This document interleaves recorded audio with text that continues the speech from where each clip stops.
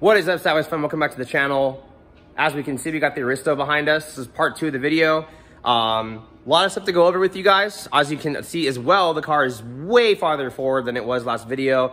Let's go over some of the things that we had to take care of in between this one and that one, where we're at. We'll be getting the car started in this video, and then the next video will be just getting on dyno on Tuesday. So bumper is on. We had a little issue actually thinking about fans. I think I remember seeing the fans being really high, so we're going to do some testing with the E-fans we have on here. And then went ahead and put a clutch fan on it as well. You can't actually run a clutch fan usually with the 1JZ because the water pumps are a different bolt pattern. Unless if you have a Jzs100, and even at that point, they're not really like the same pattern. So on this instance, it's a 1.5 and everything is new. We got that brand new 2JZ GTE water pump on there. So really easy to go ahead and bolt on your clutch fan. Cooling should be really, really nice and everything too. So as far as interior, I know you guys have already seen this. My Aristo is a manual. I did do a custom conversion in this thing. You can see the little custom pedal set in here. It's actually pretty cool compared to a lot of the other ones because you never see it looking OEM like this. They always have like some crazy Willwood pedal they put in it and everything. We've also already gone ahead. Let me get in the car. I've also gone ahead and already hooked up MK3 VVTi in here. I'll go ahead and give you one more quick fire with this so you can see that it is the Mark III one. Pretty cool as this Toyota Supra. So all the gauges should work on the cluster when we go ahead and fire it up. I'm not quite to that point right this second yet though, but all the wiring on the floor is done. So I've already gone ahead and wired up everything in here. We're all good to go. Basically, this is what I was talking about over here.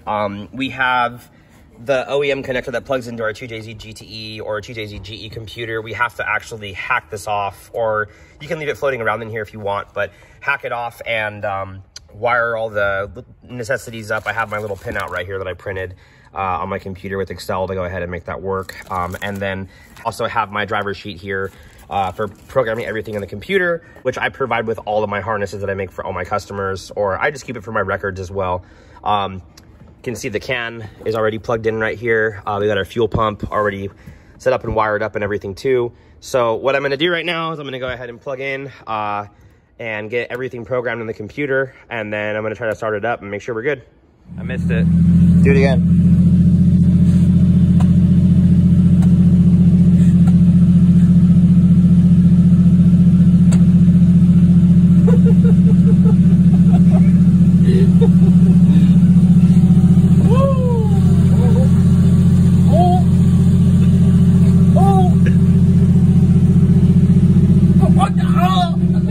Went ahead and got the trunk opened up too. We went ahead and got the battery location and everything all finalized and done.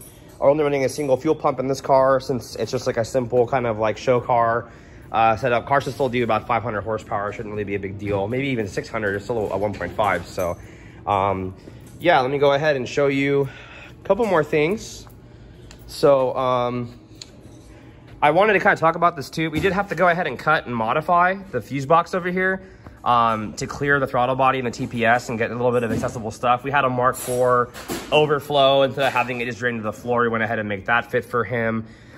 With using the GS radiator, you will have to make your own custom crossover pipe. So this is like one that I believe like CX Racing sells for like their S chassis stuff, that we went ahead and kind of just extended and made it our own little thing out of like some OEM. I think it was actually part of the OEM radiator hoses we did. With all of the aftermarket Kings manifolds, you will have to kind of relocate your dipstick. So shove it in, make a bracket underneath, off to the side. There's a whole bunch of different ways of doing it.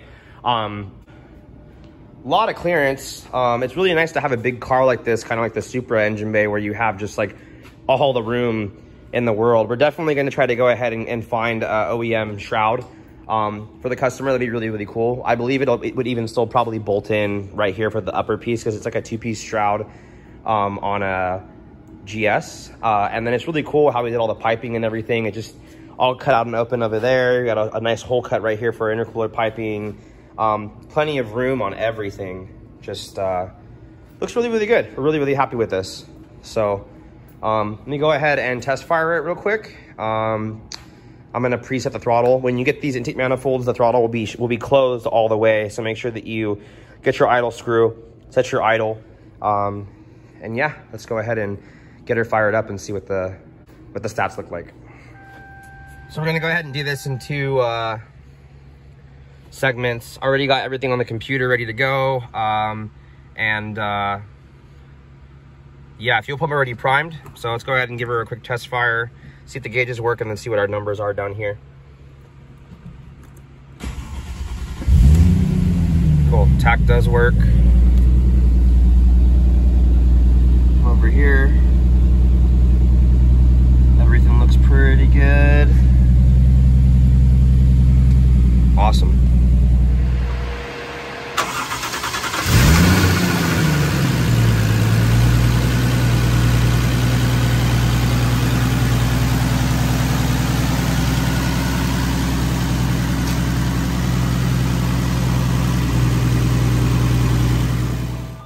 All right, guys, so it's a new morning. Anthony's here. We're gonna get this car finally cleaned up so it can look really, really pretty and nice for dyno.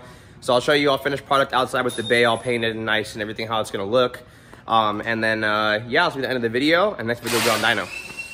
So Mr. Tony just washed the whole car. You can see all the sparkle in the paint now. Kind of catch that. Let me see if I can get it from the back.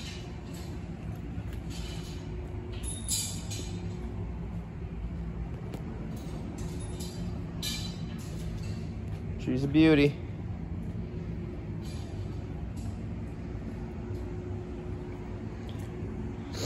So we're gonna go ahead and get the bay all cleaned up real quick. See if we can catch it outside before we take it in. Kind of hard to get it because of the sun, but maybe you can kind of see. But the bay matches perfectly. So he's gonna wipe the whole bay down right now. Should look really, really pretty. Now you can see the bay for what it's supposed to be. All nice and cleaned up and pretty. We're gonna go ahead and before Vegas, be trying to get a shroud for this thing and also repolishing the valve covers. You can see there's some oxidation in them from it being polished years ago and not being maintained. We're gonna do the front of the turbo too, so it'll look a little bit nicer before Vegas. Look at all the black stuff all nice and back to black, and I think it's gonna be really, really nice for Supers in Vegas for the show. So anyways, I hope you guys enjoyed this video. We got dyno on Tuesday, so a couple more days you guys gotta wait, but the video will be probably up a couple of days after that. Should be making around 500 horsepower. We're not gonna push it to the moon because once again, the car is W58. Clutch is good for probably 600, but definitely don't need to give him that for a car that's gonna be slammed or bagged or whatever he's planning on doing it next or whatever the deal is. I know this car's gonna be going through some major changes with the new owner. So anything you guys have questions about, anything you guys wanna know, feel free to go ahead and hit me up. Till next time, guys, peace.